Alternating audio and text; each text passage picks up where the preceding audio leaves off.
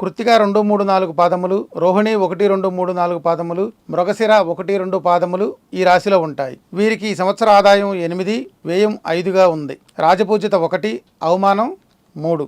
వీరి అదృష్ట సంఖ్య 6. 1, 2, 5, 6, 9 అనుకూల సంఖ్యలు.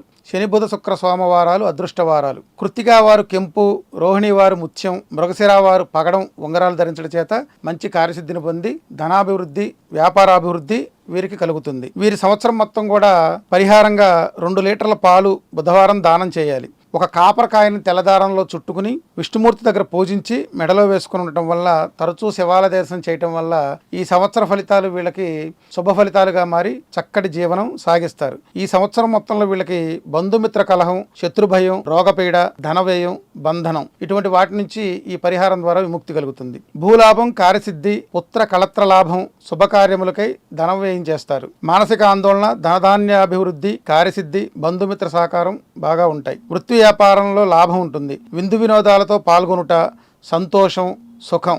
విద్యార్థులకు చాలా మంచి సమయం. వివాహ ప్రయత్నాలు కూడా ఫలిస్తాయి. కాబట్టి ఈ పరిహారాలు చేసుకుంటూ ఉండండి. అలాగే ఈ కృత్తిక, రోహిణి, మృగశిర విడివిడిగా వీరి యొక్క ఫలితం తెలుసుకుందాం. కృత్తిక నక్షత్రాలు గృహోపకరణాలు కొనుగోలు చేస్తారు. నూతన ప్రయత్నాలు, ఆకస్మిక ప్రయాణాలు, కోపంతో వివాదాలు, ధనవ్యయం, స్థానచలనం వీళ్ళకి కలుగుతుంది.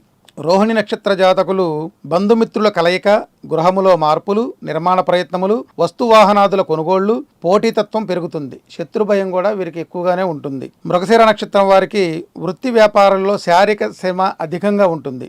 కోపంతో సమస్యలు, ఆటంకముతో కూడిన విజయం, కుటుంబ సౌఖ్యం, సుఖ సంతోషాలు వీరికి చక్కగా ఈ సంవత్సరం మిశ్రమ ఫలితాలు ఉన్నాయి. శుభాశుభ మిశ్రమ ఫలితాలు ఉన్నాయి. ఈ పాలు దానం చేయటం అనేటువంటి ప్రక్రియ ద్వారా వీళ్ళు మంచి శుభ ఫలితాలని పొందుతారు.